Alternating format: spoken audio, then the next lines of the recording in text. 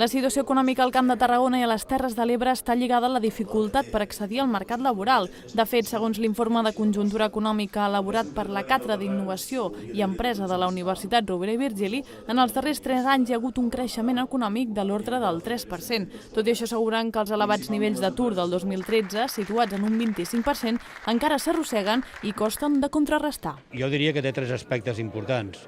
Primer, l'atur de llarga durada, que representa més del 55%, en què va que tenim una taxa d'atur 2 punts pel damunt de la catalana, aproximadament 2 punts, i després també que l'excés de contractació temporal ens dona uns pics a l'ocupació total i també determina uns nivells de salaris i una capacitat de consum que realment dificulten les possibilitats de creixement superior de l'activitat econòmica de l'àrea. Segons l'estudi, l'actual taxa d'atur a la demarcació es troba en el 13%. De fet, part del creixement rau en les activitats d'exportacions, importacions i també de l'activitat del turisme. Des de la URB també han reclamat major inversió pública per part de totes les administracions.